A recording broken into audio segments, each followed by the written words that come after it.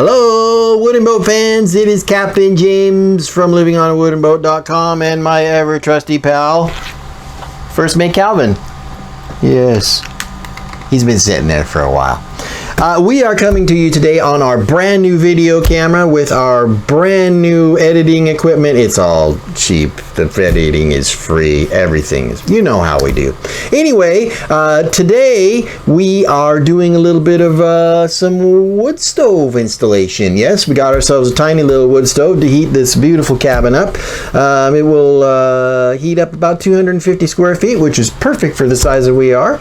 And it's pretty. And it actually looks cool. I don't know those of you that are maybe familiar or not with some of the wood stoves that are on boats. Most of them are pellet stoves, and they kind of look like a pellet stove. They kind of look weird. And of course, Denise and I are very traditional, and we want stuff to look traditional, so we went with this one. The company that we got it from is a company called Cubic Mini Woodstoves, and it's from Canada.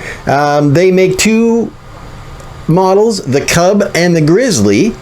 We opted for the Cub, which, like I said, heats up about 250 square feet. And the Grizzly, about 400. So they're really good. You know, if you like the traditional looking stoves, they're a really good option for that. You can find them online. And like I said, enjoy the video. Hello, wooden boat fans. Captain James here. We're going to finish a project today. So we started this project, probably about a year and a half ago. And what we had when we bought the boat was we had an L couch here, which is pretty typical. And we took the L couch out because it was just uncomfortable. This is not a seating position. I don't know why. And so we decided when we took the L couch out, we found this little half round back behind everything. And we were going to tear it out of there until I sanded it down, and there's this beautiful piece of teak. And if you look at the grain on this teak, I don't know if you can see it in the picture or not, but this is a really old tree, and there are just no such things anymore. So that is a precious little thing. I know people think I'm weird. I am weird. It's cool. So what we're going to do then here, we have a little fireplace, and I think maybe the cameraman can swing around and see the fireplace over there in the corner. Little wood stove there. Here's our wood stove. Oh, she's a beaut, isn't she? Oh yeah. Oh yeah. But you can't have a wood stove, you know, in an area like this without some sort of protection to make sure and make it look decent. So the teak is nice, but we wanted to do more. So what we did is we took this little door here. This was on the face of the L couch as it came across, about here. And we put it in here so that we could make sort of an end table.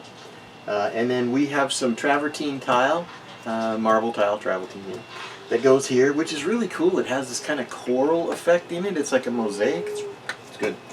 And then we're going to put some stones behind there. I'm sorry, I can keep talking to the wall instead of the camera. Some stones on here. So what you're going to see at the end of this video, hopefully, is the stove here in its little home. Might not be grouted. Well, you'll see it at the end. Okay, so here we are, and we've mixed up our thin set. Thin set is like a concrete or a masonite type of a glue, if you will, that you use to set stone tiles. You can use it to set all kinds of tiles.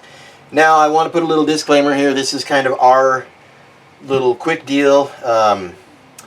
You know, normally if you're going to do tiles, you're going to be using a hardy backer, but we're not going to do anything water related here. This is just sort of make everything look pretty and then give us a little barrier from the heat. So we're going to apply the thin set directly to this birch kind of board area that we made, which will work, by the way. It will work just fine. So without further ado, this is the thin set that we used. We used a white, you can call it tile mortar. You know, M-A-P-E-I, Mapei. Yeah, there, my cameraman. The camera woman's got it. So this, we just mixed it up until we got a consistency You know, I've never done tile before ever in my life. This is my very first tile that I've ever laid, so anyone out there is sure to give me tons of advice. So here, without further ado, let's get into it. So first what we're going to do is we're going to apply our thin set, and this is about the consistency that you want. You know, that you can stick in it, it's not going to come out, because it has to hold rocks up, right? So we're going to put this directly to, and I think it's important to not mix up more thin set than the area that you're working. So in this particular case, we're going to work it one little square at a time, and you can see I have these divided up because I've never done this before.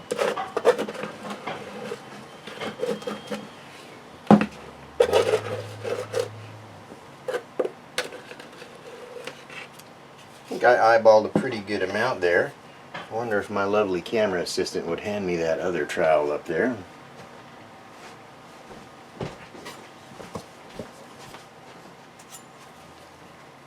No, I think instead we'll use this for a minute.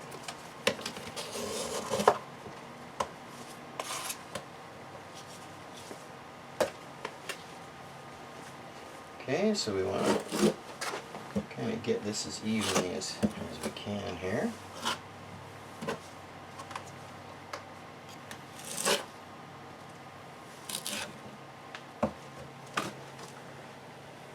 All the way out to the edges.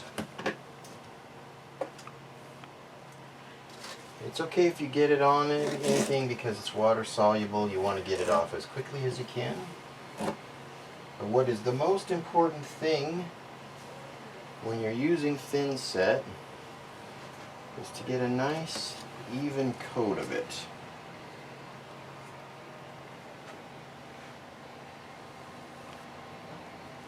And you only have so long to work with it, so you can't play with it forever. It's like Bondo. It has a shelf life. It has a time.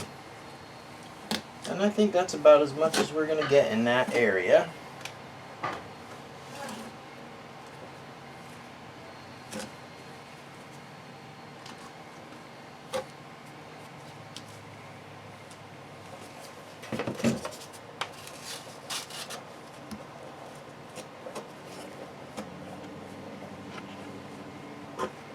Like I said, we want to get it nice and close to the edge.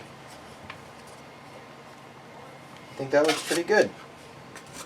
Now what we want to do is we want to make sure that all of the thin set is the same height, and that's why we use these. So we just go through. Oh, maybe I should put a little extra over here. I wouldn't own a boat if I wasn't anal retentive.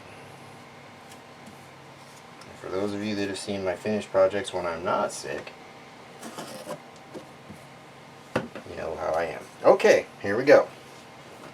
Run that in there and you should end up with some lines.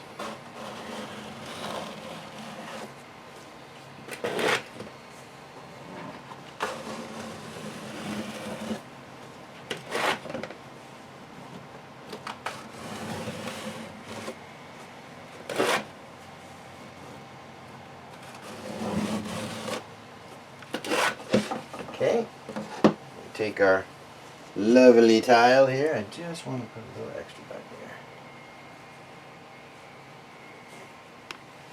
So what you're going to end up with is you've got all the same height of lines, so when you put your tile in there, everybody's happy.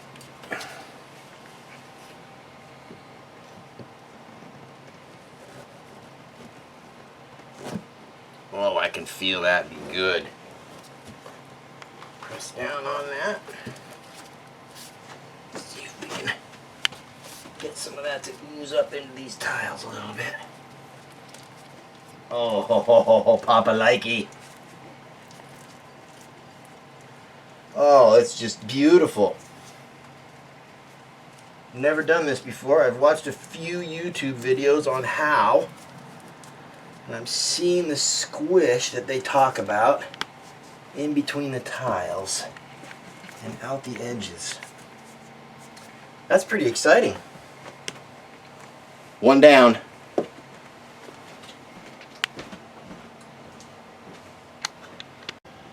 Okay, so here we have our travertine marble, which you can see in these, and there's sporadically some pieces of coral in here.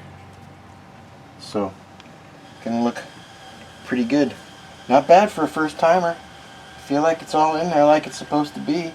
I missed one of the lines. I probably should have used those little square little things, but this is just a fireplace, so I'll use those when we get to the bathroom. Okay. Yeah. Okay, so here we are. This is the travertine mosaic tiles installed and the river rock installed behind it. Incidentally, one of the reasons that we have the river rock from here down is that the teak, you can see, was just one panel. It was empty and hollow below this. So I had to install some birch because it was thin, so that it'll make that corner. And I must say I'm pleasantly surprised with the way that the river rock is turning out there. So very nice, very nice. Next clip should be the stove sitting there. And then, of course, tomorrow we will do the grout. All right.